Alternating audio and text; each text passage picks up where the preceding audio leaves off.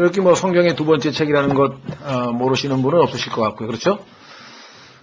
예, 아마 성경에서 뭐 주일학교를 포함해서 출애굽기에 대해서는 가장 모세 이야기 뭐 일반 세상 사람들도 출애굽기라는 단어는 혹시 뭐 모를지 모르지만 이 안에 있는 그 유명한 사건은 영화를 통해서도 많이 알려져 있고 정말 전 세계적으로 제일 유명한 스토리가 아마 들어있는 것이 아닌가 이렇게 생각을 합니다.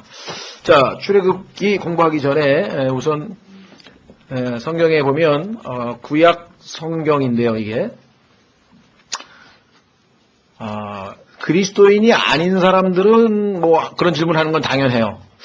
아니 뭐 예수 믿는 사람들은 대한민국 사람인데 주로 관심이 밤낮 이스라엘 사람들에게만 관심이 있다. 왜 그러냐? 뭐 이스라엘의 하나님, 뭐 밤낮 이스라엘 뭐 하면서 이스라엘 얘기만 한다고 그렇게 주변에서 그런 질문들을 안 하시던가요? 예. 여러분들이 어떻게 적절하게 설명하실지 잘 모르겠어요. 그래서 그런 거는 뭐 우리가 잘 설명을 해줘야 되는데 교회 다니시는 분들도 어떻게 보면 구약 성경의 이스라엘 역사하고 나하고 무슨 직접적인 무슨 연관이 없는 것처럼 그래서 심지어는 그리스도인들은 구약 성경 읽을 필요 없다. 신약만 읽으면 된다라고 해서 신약 그리스도인들은 신약만 뭐 필요하지 뭐 이렇게까지 얘기하시는 분도 실제로 있어요. 예.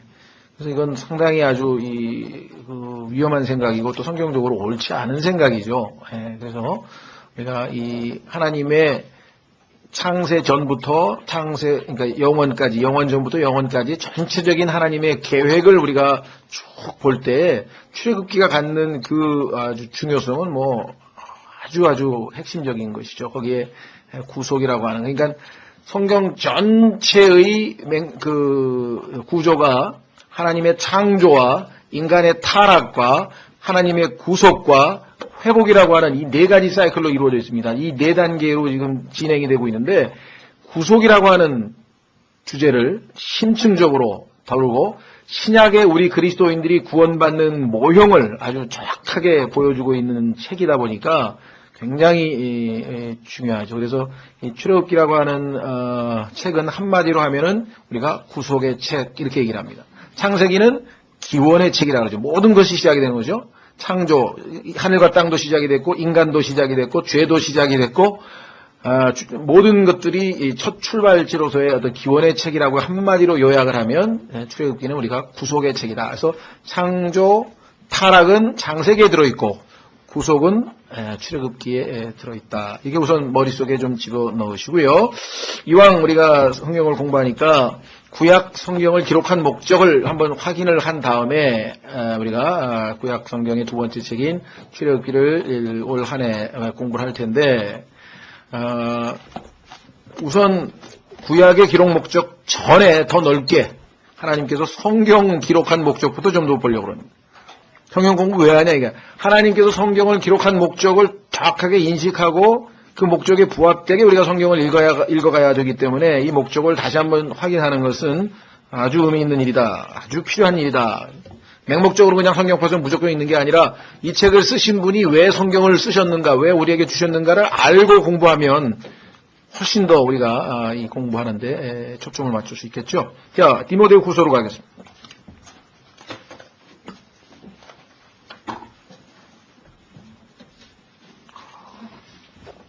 의외로 그리스도인이요 가장 기본적인 질문을 하면 가장 답변을 못하더라고요.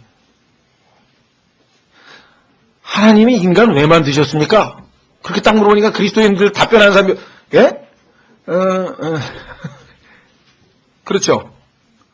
오늘 성경 구절 딱 펴서 하나님이 왜 만드셨습니까? 그럼 뭐라 그러겠어요?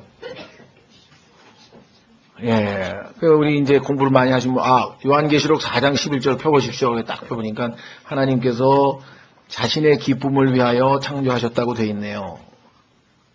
그렇죠? 근데 죄를 지은 바람에 하나님을 기쁘시게 못하는 존재가 돼서 다시 하나님을 기쁘시게 할 수 있는 사람이 되도록 구원을 하셔서 구원받은 하나님의 자녀들은 이제 하나님을 기쁘시게 할 수 있게 되었고 자격을 획득했습니다. 왜?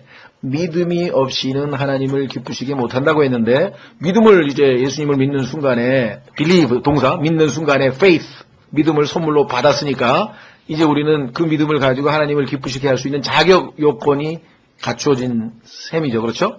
예. 하여간 뭐 그렇게. 그래서 의외로 뭐 구원이 뭡니까? 뭐 이렇게 질문한다든가 막 단도직입적으로 툭 물어보면 당황해야 하는 경우가 종종 있는 것 같은데요. 자, 성경, 왜 하나님이 성경 쓰셨습니까? 그러면 여러분 뭐라고 답변해야 되겠어요?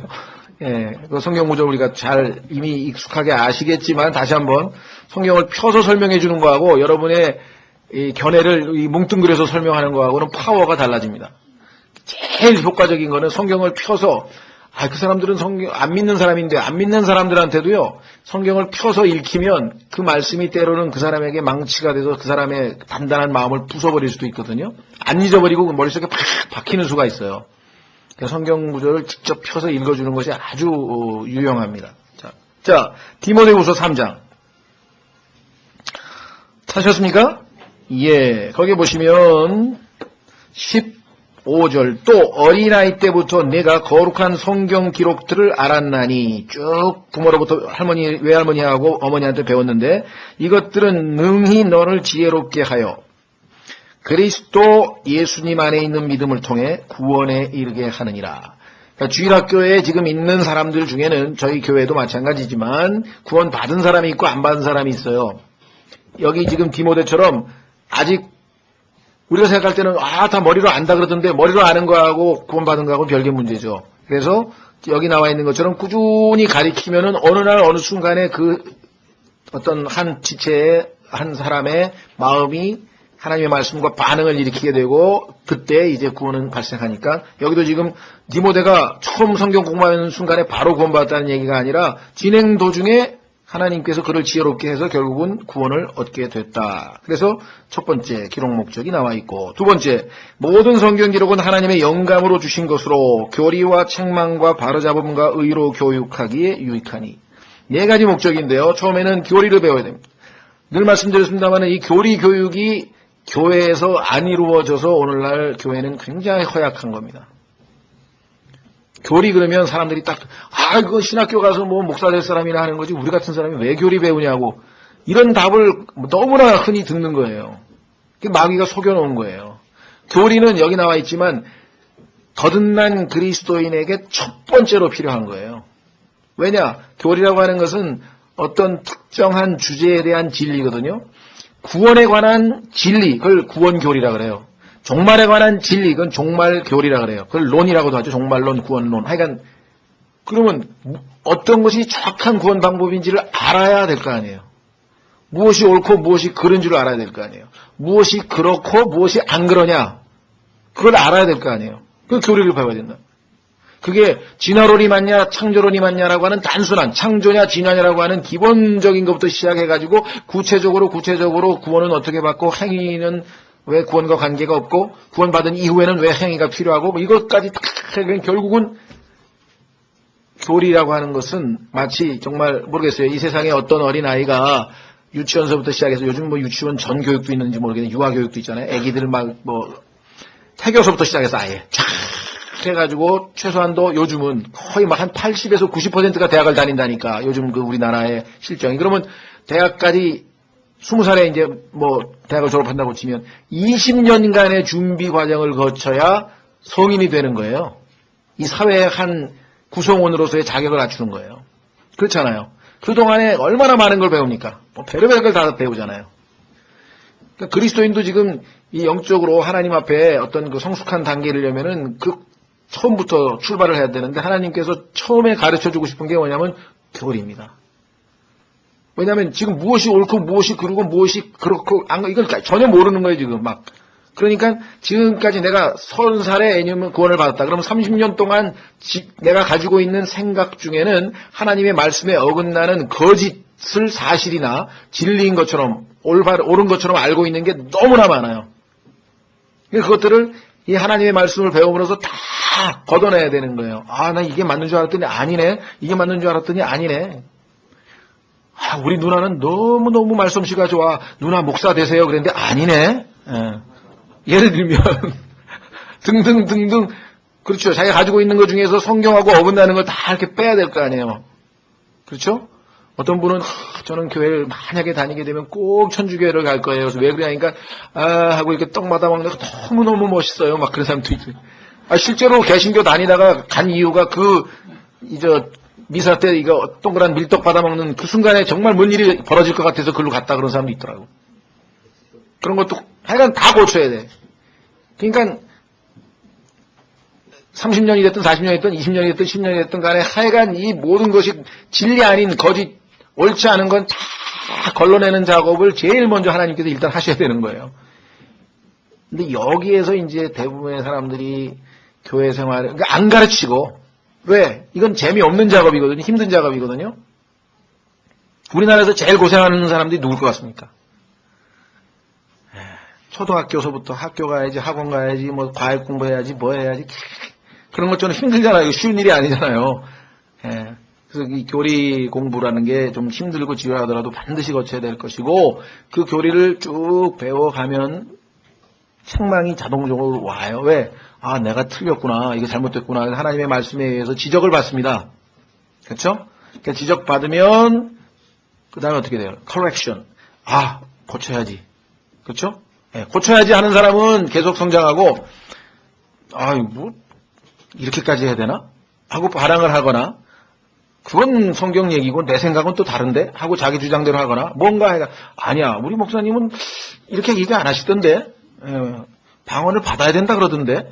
예를 들면 이래가지고 성경하고 다른 것들을 하게 되면 이제 성장이 이제 잘 안 되는 거죠. 어쨌거나 책망에 반응을 한 사람은 하나님에 의해서 correction 바로 잡혀서 고쳐지고 그 고쳐진 사람은 이제 하나님이 기대하시는 예수 그리스도께서 이 땅에서 하나님의 righteousness, 의를 나타낸 것처럼 의로 교육을 받는데 이 성경이 유익하기 때문에 하나님이 주셨다는 거예요. 그러니까 이건 아니고 성경 읽으면 마음이 편해진대. 성경 읽으면 말이야 뭐 만사가 형통한데 성경을 한번 잘 때 한번 배고 잡아. 그 다음날 아침에 예를 들면 이건 웃지만 이렇게 하는 사람들도 많아요. 성경을 밤에 배고 자면은 뭔 일이 벌어진다는 사람들부터 시작해서 베레벨 사람. 그러니까 성경의 본래 목적하고 어긋나는 식으로 성경을 대하고 있는 사람들이 지금 너무 많다는 거죠. 그렇죠? 자, 17절에 뭐라 그랬습니까? 이것은 하나님의 사람이, 구원받은 사람들이 이제 하나님의 사람이 됐는데, 완전하게 되며, 이 완전이라고 하는 것이 완성이라고 그랬죠. 성경에서는 completeness. 다시 말하면 성숙하게 되는 거예요. 갓난 아이가 20살이 되면 성인식을 하는 그러한 성숙한 사람이 되듯이 하나님께서 우리를 보셨을 때 아까 얘기한 것처럼 영적인 사람의 수준이 돼서 나가 아니고 남을 생각할 수 있는 사람이 될 때까지 이 말씀이 꾸준히 그 사람을 자라나게 하는 거예요. 또 어떻게 됩니까? 모든 선한 일에 철저히 갖추어지게 하려 함이라. 하나님께서는 구원받은 하나님의 자녀들이 어느 정도 성장하게 되면 계속해서 하나님이 그를 통해서 하실 일들이 있어요. 그걸 good works라 그래요. 선한 일. 여러분과 제가 주제넘게 나서서 뭔가를 하려고 할 때는 잘못하면 성경에서는 그것을 뭐라고 얘기하는 거니?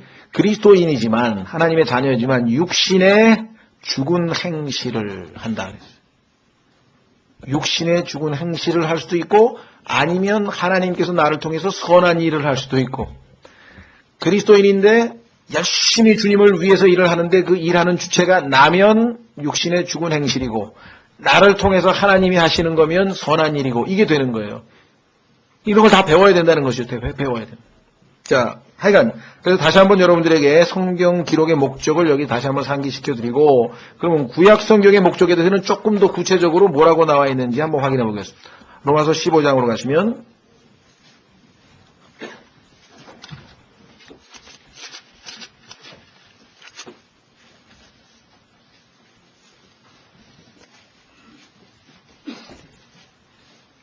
(4절)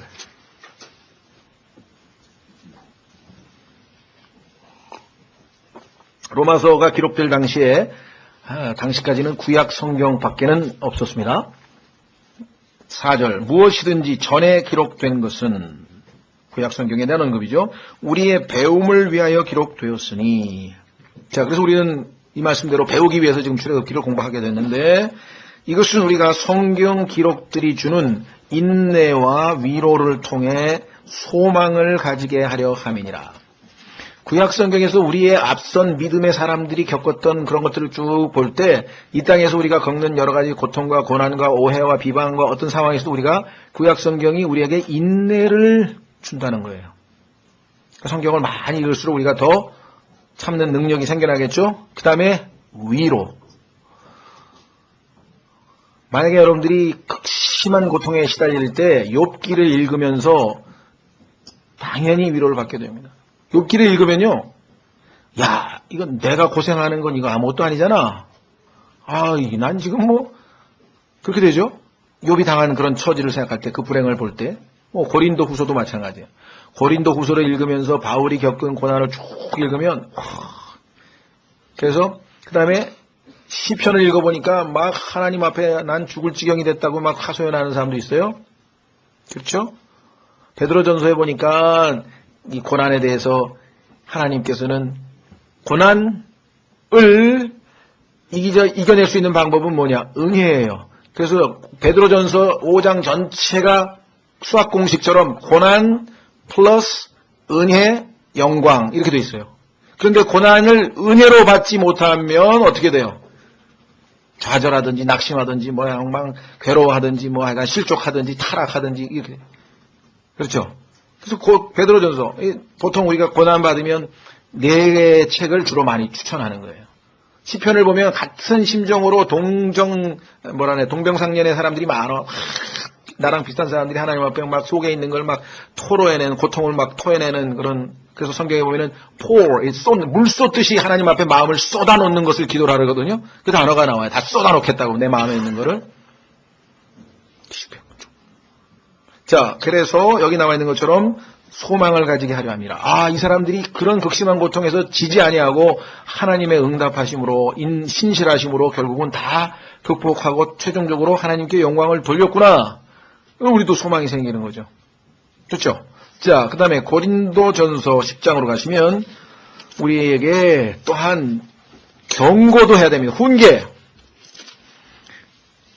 그렇죠? 너 그렇게 계속 말 안 들으면 형이 어제 아버지한테 빠따 맞는 거 봤지?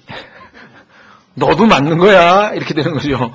구약에서 하나님께서 이스라엘 백성들을 이렇게 계속 했는데도 끝까지 반항을 하면 결국 어떻게 해요? 매를 부르는 거지. 그렇죠?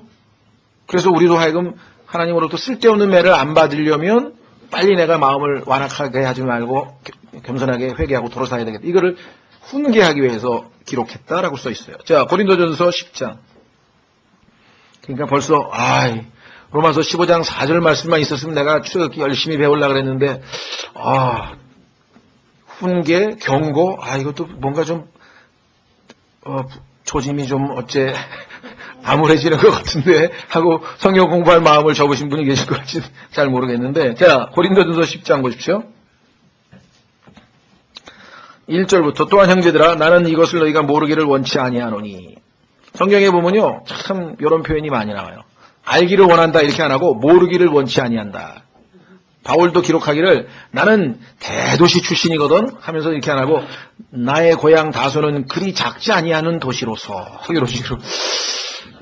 나중에 저는 이제 문학을 좀 했으니까 이런 표현들은 뭔가 문학적 효과는 대단해요. 그렇죠? 그냥 넌 반드시 알아야 돼 이거 하고 모르기를 원치 아니하노니 이거하고는 뭔가 효과가 확 달라져요. 하나님이 쓰시는 방법. 하여간 좀 배울 게 많아. 나중에 한번 좀 물어봐야 될 것 같아요.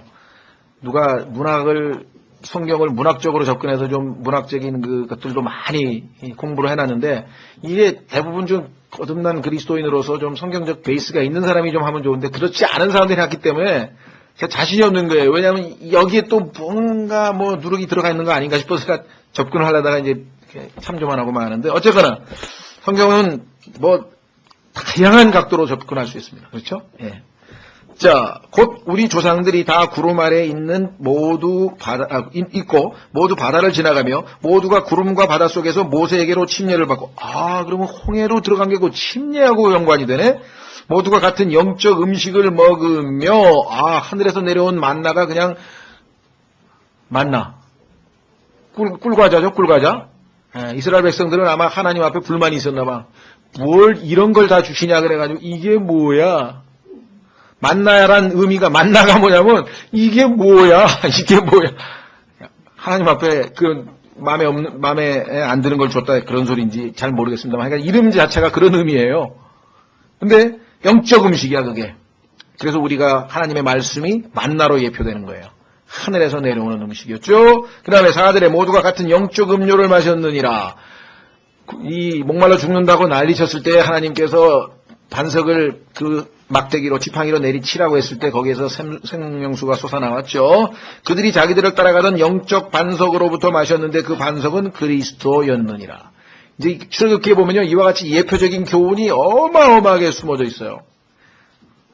이걸 정말 이것만 찾아도 사실 공부가 엄청나게 될 텐데 샘플로 몇 가지만 오늘 말씀드리겠습니다만 자 그 다음에 5절 그러나 하나님께서 그들 중에 많은 사람들을 매우 기뻐하지 아니하였으므로 그들이 광야에 쓰러졌느니라. 문제는 뭐냐 6절에 이제 이런 일들이 우리의 본보기가 되었으니 고린도 우리 이 땅에 있는 그리스도인들에게도 이들의 삶이 본보기가 되었으니 이것은 그들이 탐한 것 같이 우리도 악한 것들을 탐하지 아니하게 하려 함이라. 그래서 신약성경에서 탐심은 우상숭배라고 골로새서와 에베소서 두 군데에서 언급했잖아요. 욕심을 냈대 욕심. 자 7절 그들 중에 어떤 자들이와 같이 너희는 우상숭배자가 되지 말라. 이것은 기록된 바 백성이 앉아서 먹고 마시며 일어나서 뛰놀더라 함과 같으니라. 출애굽기 32장에서 금송아지 만들어 놓고 한 행위가 이렇게 정리되어 있어요. 금송아지를 만들어 놓고 했는데 바로 이거죠. 자 8절 그들 중에 어떤 자들이 음행하다가 하루에 23,000명이 쓰러졌으니 우리는 그들과 같이 음행하지 말자. 또한 그들 중에 어떤 자들이 그리스도를 시험하다가 뱀들에게 멸망을 당하였으니 우리는 그들과 같이 시험하지 말자. 또한 그들 중에 어떤 자들이 불평하다가 파멸시키는 자에게 멸망을 당하였으니 너희는 그들과 같이 불평하지 말라. 그리스도인들에게 있어서 가장 하나님의 축복을 빼앗아 가는 게 불평이에요. 그래서 불평을 감사로 그러니까 불평과 감사의 비율이 바뀌면서 역전되면서 영적인 성장이 일어나는 것 같아요. 과거에는 불평했던 그 시츄에이션 상황이 발생했는데 영적으로 성숙한 사람이 어느새 감사라고 했으면 그때는 진짜 2배, 3배 감사해야 돼. 왜? 하나님이 나를 이렇게 바꿔놓으셨구나. 옛날 같으면 난 여기서 짜증나고 불평했을 텐데 어떻게 내 입에서 감사가 다 나오지? 그런 거 혹시 느끼지 않으시나요? 옛날 같으면 질없이 짜증을 내고도 그냥 막 그랬을 텐데 에이 감사해야지. 이런 식으로 그 순간에 막 2배, 3배 감사를 해야 돼. 왜? 하나님이 그렇게 만드셨잖아요. 깜짝 놀라요. 그죠? 너무나 싫은 상황이 또 발생했어. 그러면 내가 막 엄청 짜증이 났어야 되는데 감사해야지. 이런 상황이 딱 발생하는 거예요. 예? 자, 그래서 여기 보면 11절에 드디어 오늘 찾고자 하는 구절이네요. 이제 이 모든 일은 그들에게 본보기로 일어났으며 또 그것들은 세상의 끝을 만난 우리를 훈계하기 위해 기록되었느니라. 구약에 있는 사건들이 우리를 훈계하기 위한 것이에요. 그러니까 배움을 위해서, 훈계를 위해서, 배우면서 인내와 위로를 통해 소망을 갖기 위해서 구약성경의 기록 목적이 분명해질수록 우리는 출애굽기를 배우면서 배우기도 하고 훈계를 받기도 하고 위로를 필요하면 위로를 얻기도 하고 인내를 얻기도 하고 점점 뭐예요? 소망이 생기지. 야, 이스라엘 사람들 나하고 별 차이 없네. 그런데도 하나님은 안 버리고 끝까지 결국은 이들을 인도하고 또 훈련시키시고 그렇잖아요. 예, 우리도 소망이 있는 것이죠. 그래서 자 확인해 보겠습니다. 빌립보서 1장 6절 우리에게 소망을 주는 말씀을 한번 확인하고 이제 출애굽기로 좀 가보겠습니다. 빌립보서 1장 6절은요. 굉장히 우리에게 역시 소망을 주시는 말씀이죠. 너희 안에서 선한 일을 시작하신 분께서 하나님이시죠. 예수 그리스도의 날까지 그 일을 이루실 것 바로 이것을 나는 확신하노라. 여러분과 저를 예수 그리스도와 같은 모습으로 바꾸시겠다고 하는 그 하나님의 일이 예수님을 우리가 영접하는 순간 스타트가 됐는데 그 일을 반드시 이루신다는 거예요. 문제는 여러분과 제가 하나님께 적극적으로 협조하면서 적극적으로 순종할수록 그 일이 순탄하게 매를 덜 맞고 부드럽게 넘어갈 거고, 그렇지 않을수록 매는 더 맞고. 그렇죠? 확인해 보겠습니다. 이사야서 1장으로 가면 하나님께서 여러분 생각에는 하나님이 사랑이 많으신데 뭘 우리 때리시려고 많이 때리세요 보니까. 잘못 알면 하나님이 너무 사랑하셔서 무관심하게 네 맘대로 살아라 안 하고 예수님 믿은 사람들은 이제 필요하면 많이 때리시죠? 예. 이사야서 1장 5절. 이사야서 1장 5절. 1장 2절서부터 보시면 이렇게 되죠. 이사야서 1장 2절. 오 하늘들이여 들으라, 오 땅이여 귀를 기울이라. 예, 모두가 다 들으라 이거예요. 주께서 말씀하시기를 내가 자식들을 먹이고 키웠거늘 그들이 나를 거역하였도다. 그러니까 불효자가 아마 이 세상에만 있는 게 아니고요. 성경에도 불효자가 엄청 많았던 것 같아요 보니까. 자식들을 먹이고 키웠거늘 그들이 나를 거역하였도다. 소도 자기 주인을 알면 나귀도 자기 주인의 구유를 알건만은 이스라엘은 알지 못하면 내 백성은 깊이 생각하지 못하는도다 하셨도다. 우리 모습을 그대로 보여주고 있네요. 아, 죄 많은 민족이요 불법을 짊어진 백성이요 악을 행하는 자들의 시요 부패시키는 자식들이로다. 그들이 주를 버리고 이스라엘의 거룩하신 이의 분노를 일으키며 뒤로 갔도다. 하나님께서 뭐라고 말씀하십니까? 할 수 없다. 내가 너희를 포기하기를 원하면 여기서 그냥 관계를 끊으면 되겠지만 그럴 수는 없으니까 매를 때려서라도 돌이키겠다. 5절 너희가 어찌하여 더 많이 맞으려 하느냐? 예. 너희가 더욱더 반역하려 하는도다. 제가 아는 친구가 하나 있는데요. 그 친구는 지금 어디 회사에 사장도 하고 지금 아주 똑똑하게. 근데 그 친구가 고등학교 때 하여간 엄청나게 얻어 터졌어요. 점심시간이 끝나고 수업을 시작했는데 안 들어온 거야 이게. 근데 그 선생님이 아주 또 무서운 선생님이었어. 그래가지고 안 들어오니까 보통 선생님 같으면은 이제 신경 안 쓰고 그냥 하는데 옛날 선생님이 안 그러잖아요. 요즘하고 분위기가 다르잖아요. 예, 반장을 시켜서 찾아오라 그랬어. 찾아왔어. 보니까 어디서 등나무 밑에서인지 벤치에서 자다가 졸다가 해가 이제 시간이 넘어서 못 들어온 거예요. 그게 들어왔어요. 그래서 이제 엎드리라 그랬어요. 그랬더니 안 엎드리는 거예요. 그래서 그냥 선생님이 탁 쳐서 엎드려가지고 이제 빠따를 쳐서 왜 때려요? 자기 딴에는 내가 일부러 그랬냐 졸려서 그런 건데 아마 그랬겠죠. 어쨌거나 맞을 때마다 왜 때려요 그러더라고. 왜 때려 안 나올 때까지 맞았어요. 멍청한. 입 다물고 있으면 될 걸. 여기 나오잖아요. 더욱더 반역하려 하는도다. 왜 때리긴 너 잘 되려고 때리지 그걸 몰라. 왜 때려 왜 때려요. 지금도 귀에 선하게 울려. 아이 멍청. 나중에 거의 뻗었어요. 야구방망이로 맞아가지고. 자, 온 머리는 병들었고 온 마음은 기진하였으며 발바닥에서부터 머리까지 그 안에 성한 것이 없이 상처와 멍과 골문 종기뿐이거늘 그것들을 꿰매고 싸매고 향유를 발라 아픔을 달래지 못하였도다. 하나님 잘못했습니다 하면은 하나님께서 꿰매고 싸매고 향유를 발라주려고 했는데 안 하고 지금 이러고 있잖아요. 그렇죠? 그래서 그냥 여기 쭉 하나님이 나중에 얼마나 지나서 이스라엘이 돌이키는 줄 아십니까?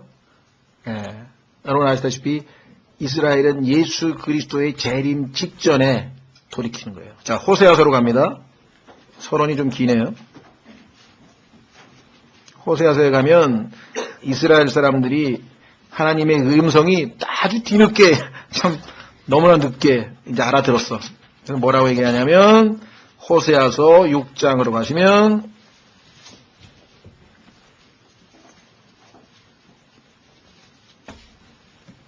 이렇게 얘기해요. 오라! 우리가 주께로 돌아가자. 그분께서 우리를 찢으셨으나 우리를 낫게 하시리라. 매 맞고 정신 차렸네요. 그분께서 우리를 치셨으나 우리를 싸매어 주시리라. 이틀 뒤에 그분께서 우리를 되살리시며 셋째 날에 우리를 일으키시리니 우리가 그분의 눈앞에서 살리로다. 우리가 계속해서 주를 알고자 하면 그때 우리가 알리라. 그분의 나오심은 아침같이 예배되어 있으며 그분께서는 비같이 곧 땅에 내리는 늦은 비와 이른 비같이 우리에게 임하시리라. 자, 그래서 우리는 이제 출애굽기로 가서 이제 많은 것들을 배우게 되고 주님도 배워가고 하여간 사실은 창세기 공부한 지가 상당히 오래돼서 창세기를 아마 근데 대부분의 그 형제자매님들 보면 창세기는 그래도 공부하신 분들이 꽤 되더라고. 왜? 야, 금년에는 성경 처음부터 한번 공부해봐야지. 제일 많이 읽은 부분이 아마 창세기일 거예요. 창세기는 거의 대부분이 읽다가 이제 중간에 그만둬서 그렇지. 그래서 창세기는 여러분들이 아직 제대로 한번 공부 안 하셨다 그러면 할 수 없어요. 이제 인터넷이나 저희 교회 인터넷이 있고 뭐 그러니까 CD가 필요하시면 CD가 있고 테이프가 필요하면 테이프 어떻게든지 하여간 시간이 좀 자세히 공부하려면 좀 길고요. 아마 84시간 정도 한 것 같은데 제 기억에는.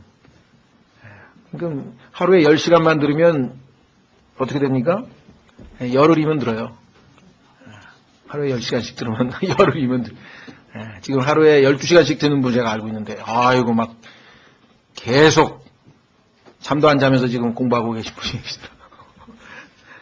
예, 자 오늘 출애굽기로 갑니다. 출애굽기 이제 뭐 모르겠어요. 1장 1절서부터 좀 할런지 모르겠는데 우선 개요를 좀 보고 아마 어쩌면 1장 1절 본문은 아마 다음 주부터 하지 않을까 생각이 되는데요. 출애굽기 전체에 대해서 우리가 좀 아무래도 개요를 좀 살펴봐야 되겠죠. 아까 말씀드렸습니다. 출애굽기란 단어는 한자로 뭐 아시겠죠. 애굽은 이제 이집트라고 하는 말을 쓴 것이고요. 출을 하면 나간다는 얘기 아니에요. 그렇죠? 예, 그래서 애굽 탈출기예요. 이집트 탈출기.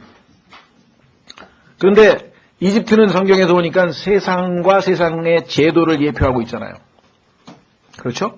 그러니까 그리스도인이 예수님을 믿고 세상으로부터 탈출하는 얘기와 경험상 똑같아요. 하나 읽어가면서 내가 예수님 믿고 나서 겪었던 것들과 이렇게 비교해 보면 굉장히 우리의 삶에서 아까 얘기한 것처럼 많은 교훈을 얻을 수가 있을 텐데요. 자, 그래서 이름 자체는 출애굽기라고 돼 있고 모세가 기록했다 그랬는데 아니다라고 주장한 사람 얘기는 그냥 생략하면 좋을 것 같아요. 왜냐하면 예수님께서도 신약성경에서 여러 번에 걸쳐서 모세가 기록한 것이라고 돼 있고 출애굽기 안에도 그렇게 써 있어요. 그런데 아주 그 쓸데없는 이 저자에 대해서 이 문제 삼는 분들이 있는데 뭐 관심 있는 사람들이야 참존할 수 있겠지만 제가 보기에는 거의 그럴 필요가 없지 않겠는가 이렇게 생각을 합니다. 자, 그 다음에 출애굽기에 대해서 우리가 아까 말씀드린 것처럼 출애굽기는 구속의 책이다 그랬는데 왜 그런 문제가 발생했는가 확인해 보겠습니다. 그럴 수밖에 없는가. 창세기는요, 창조와 타락으로 이루어져 있다 그랬어요. 근데 그 타락의 가장 상징적인 사건은 죽는 겁니다. 한번 성경에 보니까 죄의 싹슨 사망이라 그랬거든요. 그러니까 인간에게 있어서 가장 그 죄를 극명하게 증거해 주는 것은 바로 죽음이거든요. 근데 출애굽기의 맨 첫 출발 직전에 창세기가 끝나죠. 근데 그 창세기가 끝나는 그 마지막 표현이 우리에게 뭔가를 아주 강하게 시사를 하는 거예요. 이게 무슨 소리냐 한번 확인해 보겠습니다. 창세기 50장 26절 이렇게 요셉이 110세의 죽음에 그들이 그의 몸에 향료를 넣고 이집트에서 그를 관에 넣었더라. 마지막 표현이 뭐냐면요. 이집트에서 그를 관에 넣었다 그랬어요. 영어 킹제임스 성경에서는요. 우리와 어순이 다르기 때문에 맨 마지막 단어가 여기 나와 있죠. A coffin in Egypt예요. 그러니까 이집트라고 하는 것은 이 세상은 우리에게 줄 수 있는 것은 죽음밖에 없다는 거예요. 그렇죠? 마지막 단어. 성경에 보면 이런 상징적인 것들이 꽤 있어요. 자, 한번 확인해 보겠습니다. 구약 성경의 맨 마지막 책인 말라기로 가면요. 구약은 첫 번째 언약인 율법책이죠. 구약은 율법, 신약은 은혜. 그러면 율법은 우리에게 가져다 주는 게 뭡니까? 저주죠. 왜? 율법은 하라 그랬는데 우리는 못하니까. 다 어기니까. 그래서 율법은 우리에게 저주를 가져다 준다 그랬어요.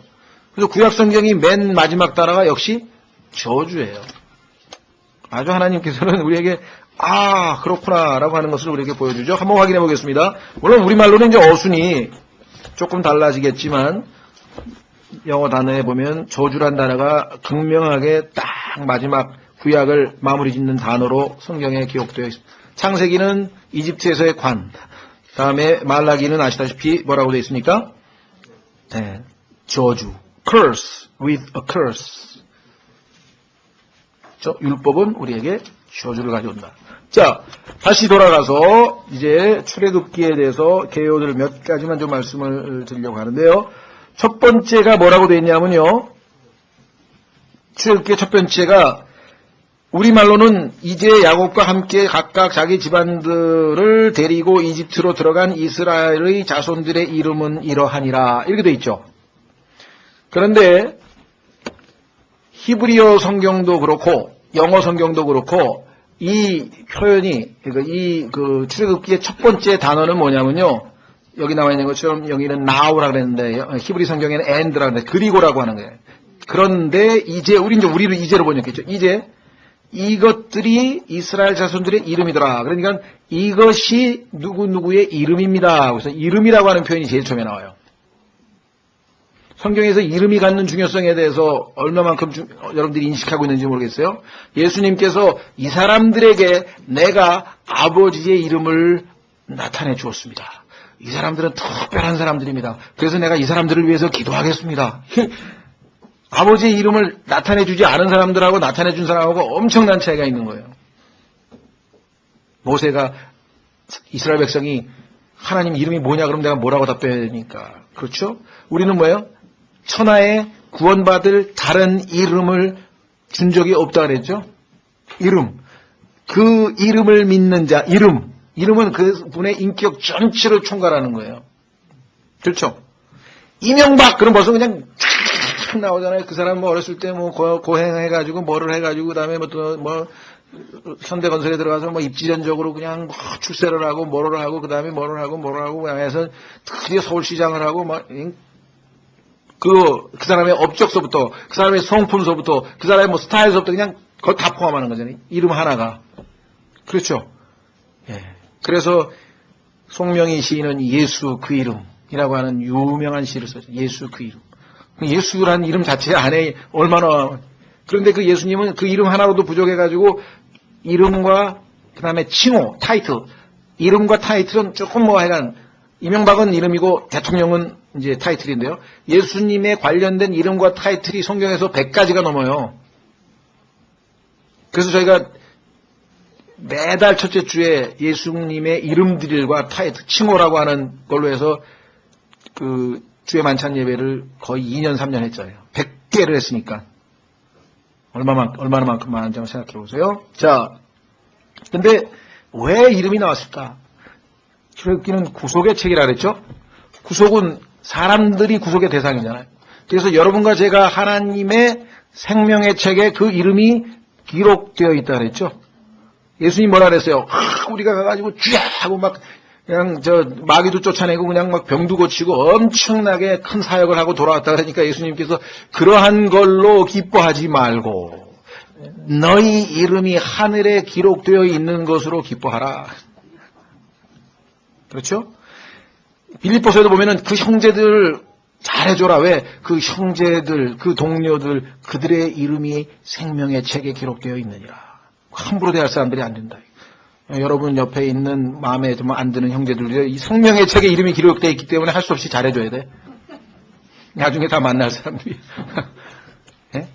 이름. 그래서 약간 이 출애굽기의 첫 출발 이 표현이 아주 구속과 밀접한 연관이 있습니다. 구속받은 사람은 다 명단이 들어가야 돼요. 하늘에서 이름 부르죠? 예수님께서 요한복음 10장에서 하늘에서 양들의 이름 하나씩 부르는데 왜 내 이름 안 부르지? 여러분 어떻게 생각하세요?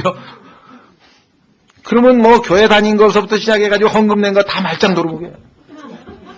이름에 명단이 없는데. 네?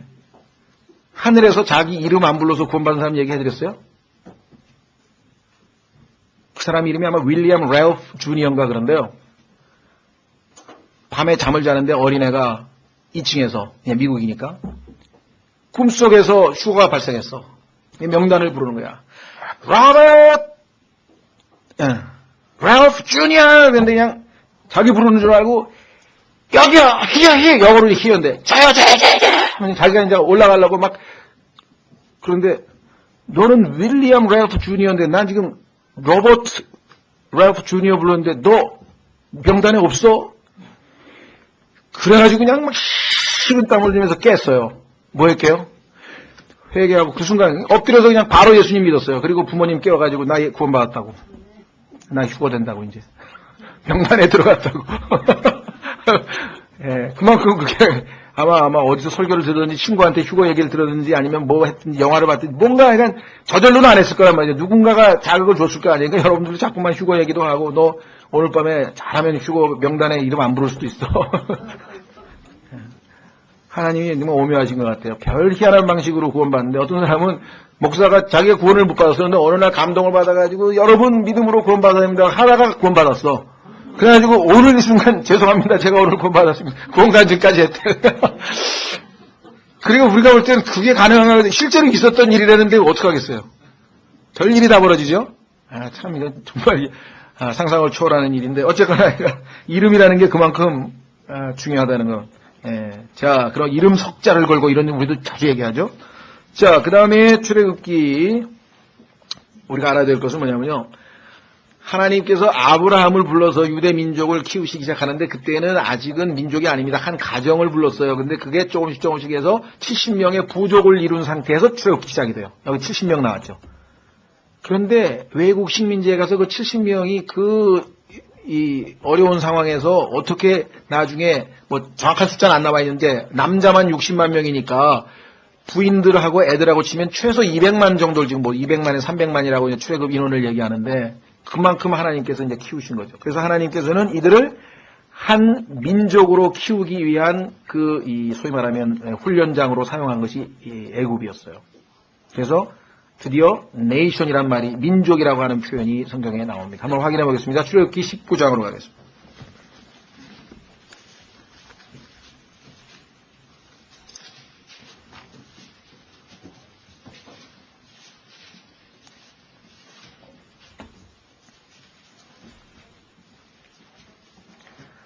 찾았습니까? 네, 출애굽기 19장 5절. 그러므로 이제 너희가 참으로 내 목소리에 순종하고 내 언약을 지키면 너희는 내게 모든 백성들보다 뛰어난 특별한 보물이 되리니 이는 온 땅이 내 것이기 때문이라. 또 너희는 내게 제사장 왕국이 되며 거룩한 민족이 되리라. 나와있죠? Holy Nation이 됩니다. 자, 거룩한 민족이 되리라. 내가 이스라엘 자손에게 구할 말들이 이러하니라 하면서 이제 쫙 얘기했죠.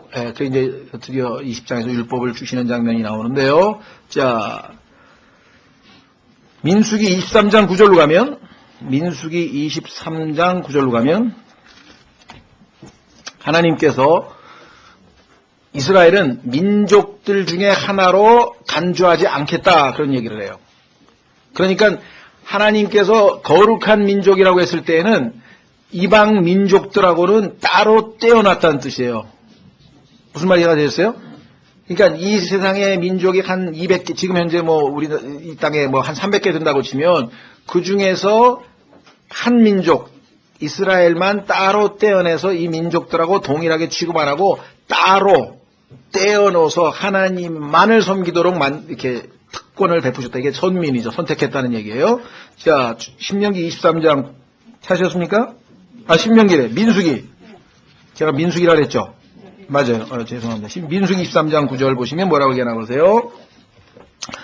내가 바위들 꼭대기에서 그를 보며 작은 산들에서 그를 바라보나니 보라 이 백성은 홀로 구할 것이요 민족들 가운데 하나로 여겨지지 아니하리로다. 자, 그래서 보세요. 이 지상에 존재하는 모든 인간은 하나님께서 뭐라고 부르냐면은 유대인은 홀리 네이션이야. 유대인. 그 다음에 이방인. 그러니까 유대인, 이방인. 그런데 이방인들은 민족들 이렇게 표현해. 민족들. 그러니까 성경에 보면 이방인이나 민족들 복수나 같은 표현이고요. 유대인, 그 다음에 거룩한 민족 그렇게 되죠. 예. 그 다음에 하나님을 안 믿고 우상을 섬기는 사람들은 또 이교도라 그래요. 그러니까 이방인, 민족들, 이교도는 같은 표현이에요. 이쪽은 뭐라 그랬어요? 이스라엘. 하나님의 왕자라고 이스라엘. 그래서 그 이름이 몇 가지가 있는데 둘로 항상 나눠지죠. 자, 또 한번 확인하겠습니다. 여러분들이 잘 놓치는 구절이기 때문에 다시 한번 확인합니다. 신명기 7장으로 가면 이스라엘 백성들을 하나님이 뽑으셨는데, 자, 유대인에 대한 신비로운 얘기는 여러분들이 막 여기저기 많이 들었을 거예요. 어떤 사람, 유대인들 보면, 제가 가지고 있는 책은 그 유대인과 관련된 책들이 한 10여 권 되는데, 거기에 보면 막 별의별 정보가 다 들어있어요. 근데 하여간, 어쨌거나, 하나님께서 유대 민족을 뽑은 이유는 성경에 보니까, 창세기에서 죄를 지었죠? 타락했습니다. 하나님께서 야곱에게 기회를 줬는데 가인이 또 죄를 졌습니다. 얼마 있다가 여러분 아시는 것처럼 라멕이 또 죄를 졌습니다. 얼마 있다가 하나님께서 결국은 홍수로 심판을 하셨죠. 왜? 하늘에 있는 타락한 천사들이 지상에 내려와서 또 죄를 졌죠. 그래서 다 더럽혀졌어요. 그리고 다시 노아에게 가족 8명의 기회가 주어졌는데 다시 노아가 죄를 짓고 결국은 바벨탑을 통해서 하나님께 반역하는 것으로 인류의 역사의 제1막이 끝납니다. 그러니까 창세기 11장까지가 인류 역사의 제1막이에요.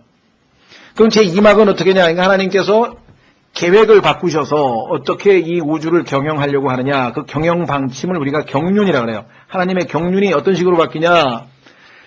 민족들은 일단은 다 한쪽으로 제껴놨어요.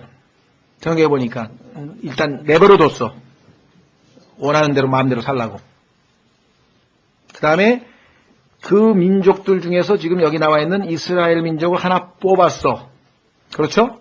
그러니까 택함받은 민족이기 때문에 선민의식이 엄청나게 강한 거 아니에요. 그런데 왜 뽑았느냐 한번 보세요. 신명기 7장 7절에 왜 뽑았냐 이게.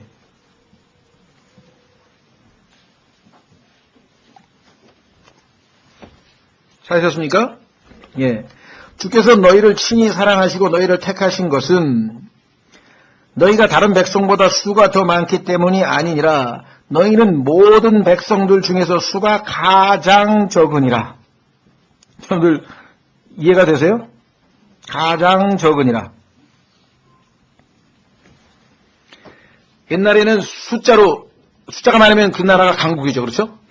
가장 별 볼 일 없는 민족을 택해서 이 민족의 하나님이라고 내가 이 민족의 아브라함과 이삭과 야곱의 하나님을 자처하면서 나머지 수없이 많은 민족들에게 그렇죠? 참 하나님이 누구이신지를 알리는 증인으로 삼으신 거예요. 그런데 하나님은 이 민족이 세계 최고의 숫자도 많고 아주 강력하고 마지막 그런 민족일 경우에는 하나님의 역사를 뚜렷이 보여줄 수가 없잖아요. 그렇죠?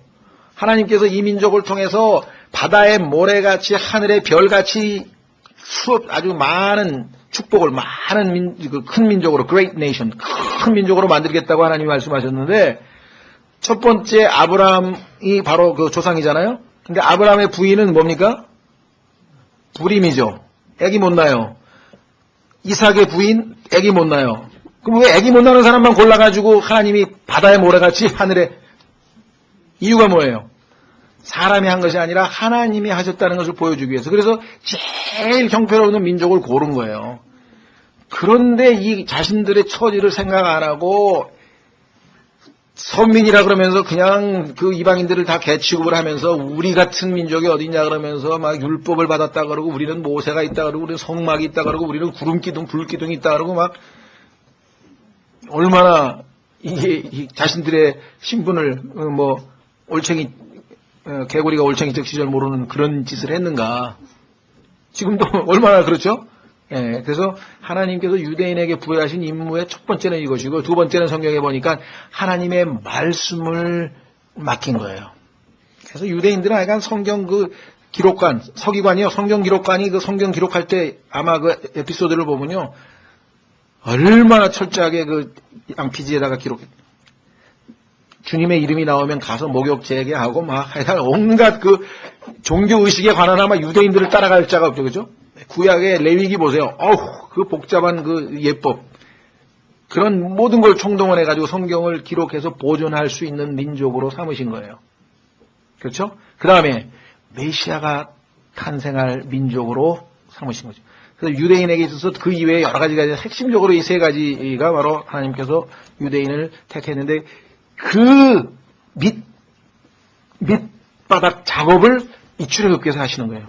이 70명을 하나님께서 키우셔가지고 점점 아주 불어나게 해가지고 민족으로 구성해서 애굽으로부터 탈출시켜서 광야에서 훈련시켜서 가나안에서 쭉. 그래서 성경에 보니까 때가 참에, 갈라디아서에 보니 때가 참에, 이 모든 과정을 철저하게 준비하신 하나님께서 지금이 바로 뭐야? 타이밍이다 이게. 하나님의 아들이 이 땅에 태어나야 될 타이밍이다 해가지고 하나님의 아들이 여자에게서 나시고 이렇게 성경에 써요. 예? 여러분들 그 과정의 제일 첫 단추가 바로 벌써 이 민족을 통해서 하나님께서는 예수 그리스도가 인간의 몸을 입고 오실 것까지 다 그렇죠? 나중에 보시면요. 마리아도 다윗 가문이고 요셉도 다윗 가문이거든요. 다윗의 아들들 두 아들의 가문으로 쭉 와요. 그래서 요셉은 왕권, 남자 왕의 권위를, 그래서 예수님이 왕권을 가지신 분으로 오시고 마리아를 통해서는 왜? 뭐로 오셨어요? 사람의 아들로 오면 죄인으로 태어나실 수밖에 없으니까 예수님은 처녀로서 여자의 씨로서 탄생하게끔 되어 있고, 이 치밀한 계획들을 성경에서 보면요, 하나님이 그게 다 우리를 염두에 두시고, 그렇죠, 궁극적으로는. 그러니까 하나님께서 우리에 대한 그 관심과 배려가 어마어마한데, 여러분과 제가 하루 24시간 살면서 하나님에 대해서 얼마나 하나님을 생각하느냐 이거예요. 하나님에 대해서 관심만 보여도 하나님께서 굉장하게 지금 해드릴 텐데, 이 사느라고 막 정신없다고 하루에 하나님 생각 하나도 못하고 넘어가는 사람 있잖아요. 잠잘 때 주여 오늘은 너무 피곤합니다. 내일 아침에 뵙겠습니다. 아침에 일어나서는 어이구 늦었습니다. 뛰고 하기야 요즘에 그래도 저도 이 스마트폰 가지고 다니면서 하여간 어이구 성경 읽기 편하더라고요. 그냥 가가지고 툭툭툭툭 치면 나오고 툭 치면 나오고 툭 치면 나오고 열심히 영어로 이거 한글 읽었다. 저도 이제 성경책은 불편한데 이거는 아주, 그리고 사람들이 저 사람도 하네. 그러니까 이제 젊은 사람들이 성경 보여주면 약간 얘기가 좀 빗나가. 그래서 유대인에 관한 얘기를 좀 하나 되고. 그래서 이 유대인들을 하나님께서 드디어 이집트의 속박으로부터 끄집어내서 하나님과 특별한 관계를 맺는 그 언약을 체결하는 그것까지가 출애굽기의 전반부예요. 그 후반부는 뭐냐? 이제 유대인들로 하여금 하나님께서 하나님을 섬기는 거룩한 백성으로 만들어가는 과정이에요. 하나는 출애굽시킨 사람들을 하나님의 거룩한 백성으로 빚어가는 과정, 이게 후반부예요. 그래서 어떤 분은 이 출애굽기를 세 가지로 이렇게 전체를 요약을 했어요. 머릿속에 한번 잘 들어보세요. 노예들, 그렇죠? 이집트에서 노예 상태로 노예를 구속하심, 이게 1장서부터 12장까지 쭉 나와요. 노예로 이제 파라오의 밑에서 세상에 이집트에서 노예 생활을 하던 자들을 하나님께서 어떻게 구속하셨는가가 1장서부터 12장까지 쭉 나와요. 그 다음에 13장서부터 18절까지는 이 구속받은 백성은 성별되어야 돼요. 분리되어야 돼요. 세상하고 섞이면 안 돼요. 그래서 분리시키는 작업이 나와요. 세상으로부터 분리시키는 작업. 그게 18장까지. 그 다음에 19장서부터는 이 분리시킨 민족들을 하나님을 섬기기 위해서 완전히 이제 성별하는데, 그 성별시키는 방법 중에는 두 가지죠. 율법과 성막이라고 하는 구약의 두 가지. 율법과 성막이 여기서 지금 나오는. 그래서 출애굽기를 이 세 수로 나누어서 설명해 볼 수가 있겠죠. 그리고 또 어떤 분은 이렇게 설명하기도 했어요. 잘 보세요. 첫 번째, 그러니까 구속의 도구로 누구를 썼느냐. 그게 1장부터 6장까지. 모세가 하나님이 구속하는데, 이스라엘 백성 구속하는데 그 메신저로, 소위 말하면 사자로 사용했죠. 두 번째는 구속이 왜 필요한가를 가르치는 작업이 12장까지다. 그럼 나머지는 뭐냐? 13장서부터 전체는 다 구속받은 백성들이 어떻게 성별돼서 주님을 섬기느냐. 그래서 비슷하지만 구속을 관점에서 보자면은 또 이렇게 구분할 수 있어요. 그러니까 이 성경 전체를 요약하는 방법은 초점은 구속에 맞추느냐 아니면 이스라엘 백성에 맞추느냐 여러 가지로 얘기할 수 있는데 핵심은 바로 그거예요. 구속과 구속받은 백성의 하나님의 거룩한 백성이 되어가는 과정. 이 두 가지가 출애굽기 전체입니다. 그래서 다음 시간에 뭐 예표 뭐 이런 것들은 이제 다 자세하게 해야 되는데 출애굽기를 여러분들이 다 배운 다음에 7가지 교훈을 여러분들이 유추해낼 수 있으면 좋겠어요. 그러니까 미리 한번 말씀드려보겠습니다. 내가 출애굽기를 다 배운 다음에 읽은 다음에 우리가 얻을 수 있는 7가지 정도의 어떤 교훈. 첫 번째는 구원받지 못한 인류는 잔인한 주인에게 묶여있는 노예와 같다. 이스라엘 백성들이 노예 생활을 하는 거나 이 세상 사람들이 죄의 노예 생활을 하는 거나 똑같다는 거죠. 그렇죠? 두 번째는 이 노예가 자유롭게 되기 위해서는 하나님의 직접적인 개입만이 필요하다. 스스로 노예 상태로부터 벗어날 수 있는 사람은 없다는 거예요. 이집트도 이스라엘도 마찬가지, 죄인들도 마찬가지. 하나님의 개입이 필요한 거죠. 그래서 예수님이 오셨죠. 세 번째는 하나님께서는 해방 선언을 이루시기 위해서 사자, 메신저, 하나님의 일꾼을 선택하신다. 모세를 선택하신 것처럼 예수 그리스도께서 그 임무를 띠고 오셨죠. 네 번째는 구속은, 자, 이 구속이라고 하는 단어는 요즘에 이 뇌물 먹고 감옥에 가는 구속 아니고, 구속이라는 단어는 성경에서 얘기하는 구속은 이게 한자말이 돼서 전 이걸 꼭 써야 되나 싶어요. 왜냐하면 자꾸 구속하면 막 감옥에 가는 생각만 떠올라가지고, 그게 아니고 여기서는 값을 치르고 다시 사는 거예요. 그러니까 어떤 사람이 노예 시장에 팔려갔는데 그 사람을 돈을 지불하고 노예를 사오는 거라든가, 어떤 사람이 인질로 잡혔어요. 그러면 그 인질 값을 치르고 해방시켜주는 거예요. 그러니까 값을 치르고 자유롭게 해주는 것, 그것을 바로 구속이라고 하는데, 그 구속, 우리가 죄로부터 구속받기 위해서는, 이집트에서 이스라엘이 구속받기 위해서는 첫째, 피가 필요합니다. 6월절 어린 양처럼 예수 그리스도의 피가 필요하고, 두 번째, 능력이 필요해요. 세상보다 더 큰 능력을 가지신 분이 우리를 탈출시킬 수 있는 것이죠. 그래서 이스라엘 백성에게 강한 손이, 강하신 하나님께서 이들을, 능력이 없으면은 파라오보다 더 강한 분이 아니면 탈출시킬 수가 없겠죠.